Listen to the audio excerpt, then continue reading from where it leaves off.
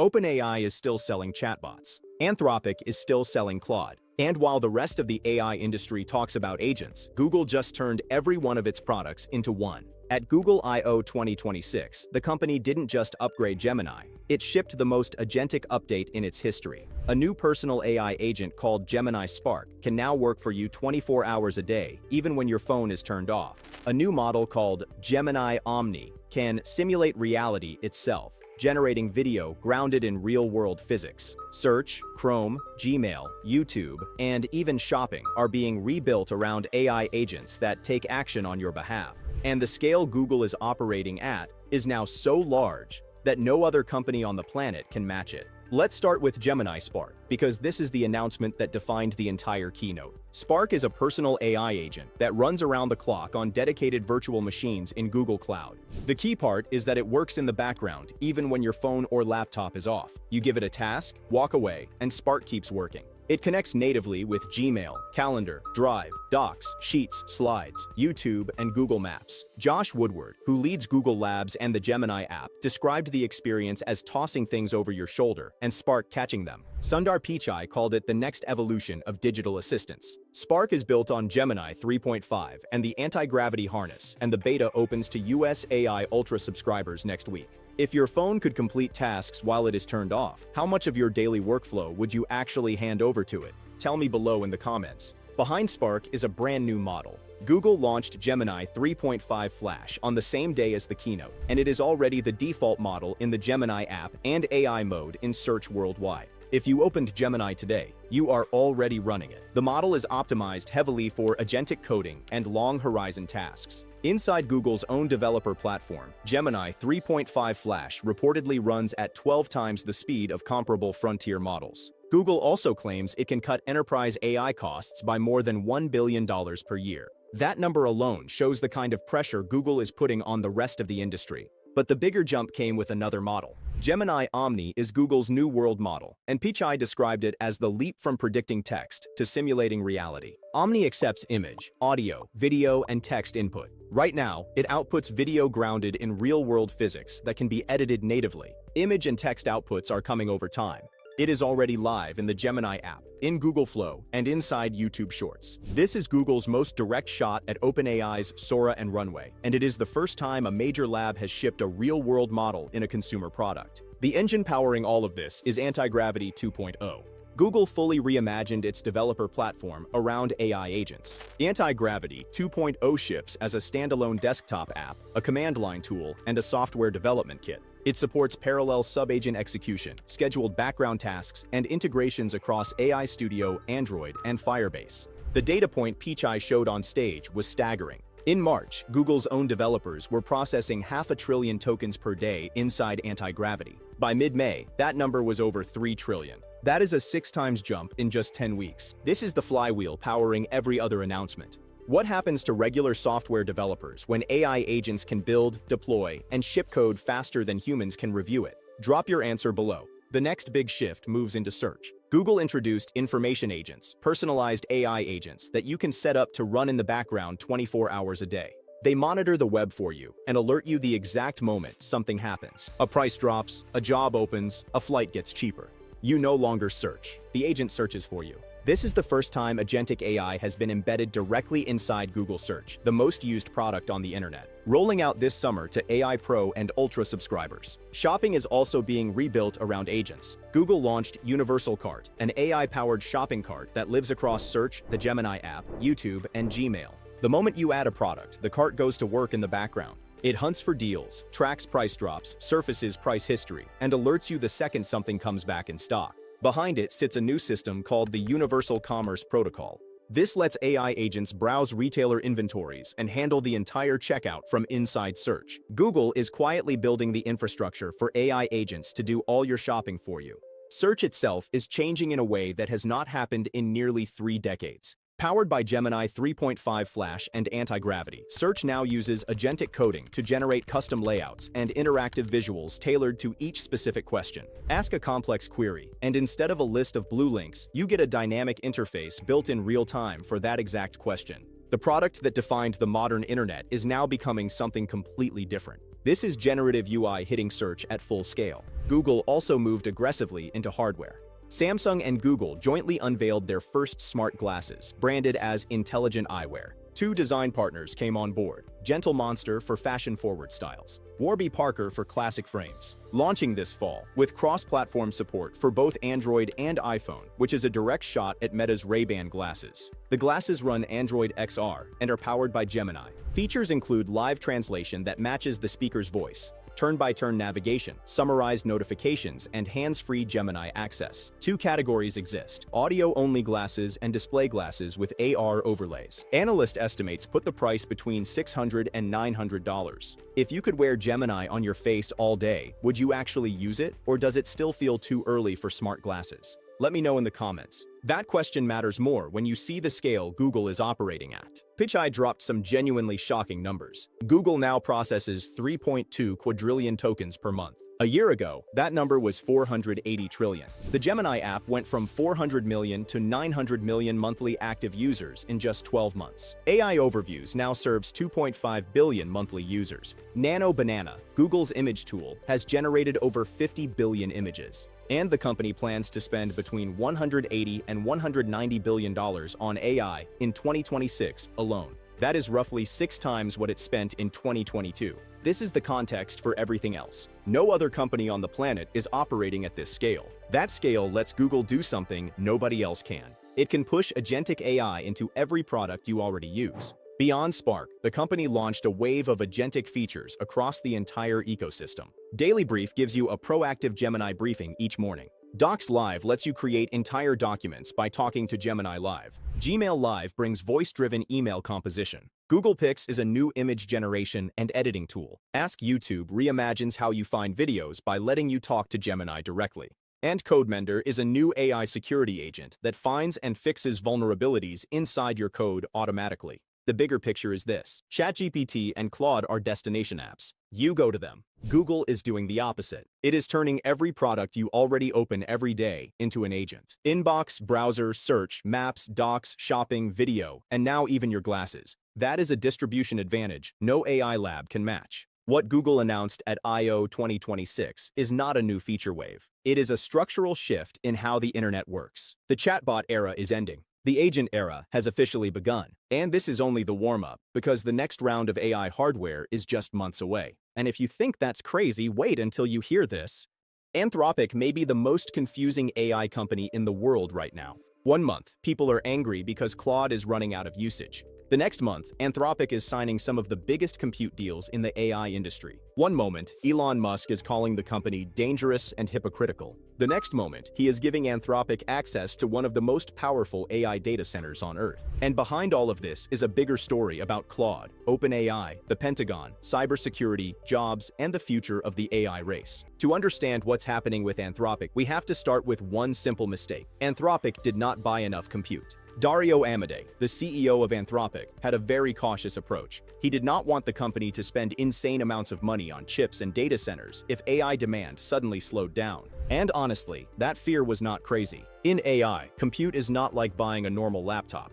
These companies are spending billions of dollars on data centers before they even know if the revenue will arrive fast enough. Amodei warned that if a company is even 1 year wrong about AI growth, or if growth is slower than expected, it can go bankrupt. So Anthropic played it safer. But then Claude exploded. Claude Code became one of the hottest tools for developers. More companies started using Claude. More people began running long coding tasks, agent workflows, and huge documents through the model. And suddenly, the conservative compute strategy turned into a real problem. Users started hitting limits faster. During peak hours, Anthropic made usage caps tighter for some free, pro, and max users. The company said weekly limits were not changing, but users would move through their 5-hour session limits faster during busy weekday hours. Business Insider reported that around 7% of users were expected to be affected, especially pro users doing heavy tasks. And then came the OpenClaw issue. OpenClaw was a third-party agentic tool that let people use Claude in a much more powerful way. It could help with things like inboxes, calendars, and complex online tasks.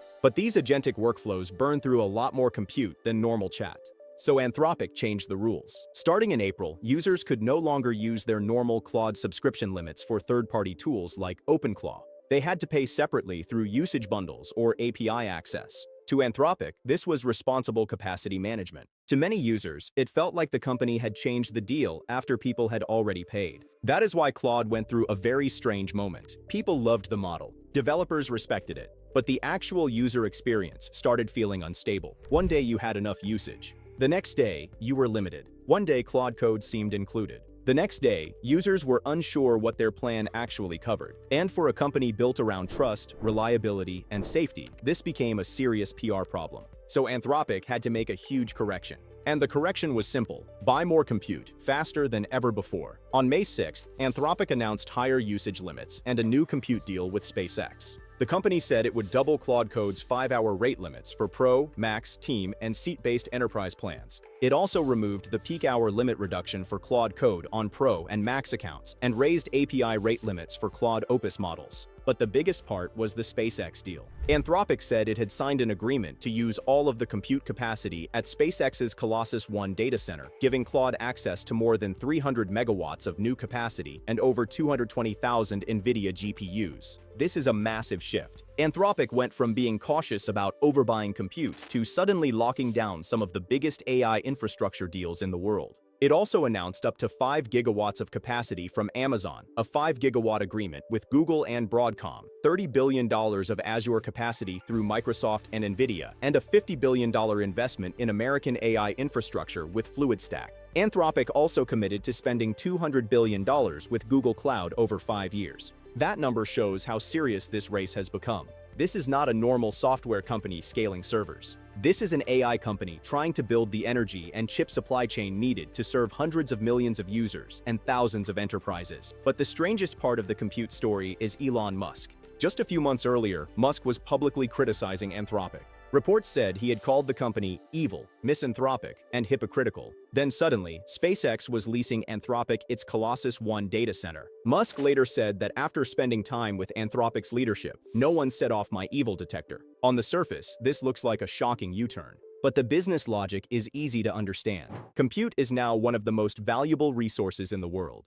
If SpaceX has massive compute capacity available, and Anthropic is willing to pay for it, that is a powerful financial opportunity. There is also another layer. Musk is still fighting OpenAI in a long and bitter legal and public battle. So helping Anthropic, one of OpenAI's strongest rivals, also puts more pressure on Sam Altman's company. And OpenAI noticed the moment. While Anthropic was dealing with user frustration, quota confusion, and pricing anger, OpenAI saw an opening. Business Insider reported that OpenAI and Anthropic were almost trying to out-freebie each other. Sam Altman announced 2 months of free Codex usage for companies that signed up within 30 days. Less than an hour later, Anthropic announced that Claude Code weekly limits would increase by 50% until July 13th for Pro, Max, Team, and Enterprise users. This is where the AI war becomes very practical. For normal people, AI competition sounds like benchmarks and model names. But for users, it comes down to something much simpler. Which tool lets me work without hitting a wall? And right now, some users who were frustrated with Claude started trying ChatGPT again.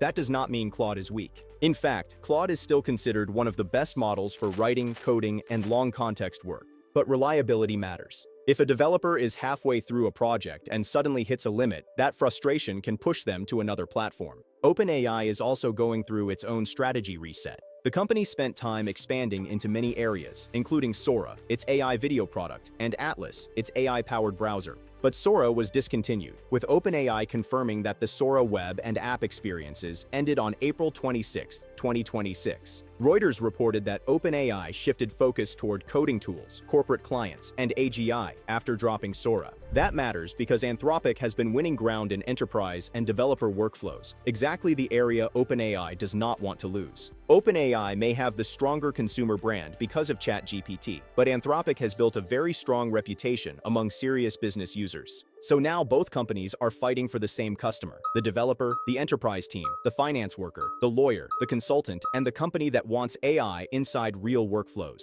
Who do you think is winning the AI race right now? Anthropic, OpenAI, Google, or xAI? Let us know in the comments. But the competition is not only about customers. It is also about values. Anthropic's biggest political fight came from the Pentagon dispute. The company refused to remove guardrails against using Claude for fully autonomous weapons or mass domestic surveillance. After that, the US Department of War designated Anthropic as a supply chain risk. Anthropic said the action was legally unsound and decided to challenge it in court. Anthropic sued to block the Pentagon from placing it on a national security blacklist, arguing that the designation was unlawful and violated its free speech and due process rights. OpenAI took a different path. It reached an agreement with the Pentagon to deploy advanced AI systems in classified environments. OpenAI said the deal included red lines, no mass domestic surveillance, no directing autonomous weapons systems, and no high-stakes automated decisions like social credit systems. So the contrast is clear. Anthropic is trying to prove that safety limits are non-negotiable, even if it creates government conflict. OpenAI is trying to prove that it can work with the government while keeping guardrails in place. Both companies say they are acting responsibly, but they are choosing very different strategies. Then there is Mythos. Anthropic introduced Project Glasswing because of what it saw from Claude Mythos Preview, an unreleased frontier model focused on cybersecurity. Some industry reports describe Mythos as a possible 10 trillion parameter class model, but Anthropic's official statement is more careful. What Anthropic did say is already dramatic enough. Mythos Preview can find and exploit software vulnerabilities at a level that surpasses almost all human experts. Anthropic said it found thousands of high-severity vulnerabilities, including flaws in major operating systems and web browsers. It even found a 27-year-old OpenBSD vulnerability, a 16-year-old FFmpeg vulnerability, and chained Linux kernel vulnerabilities. That is both exciting and terrifying. In the hands of defenders, a model like Mythos could help secure the internet. In the hands of attackers, it could create a new era of automated hacking.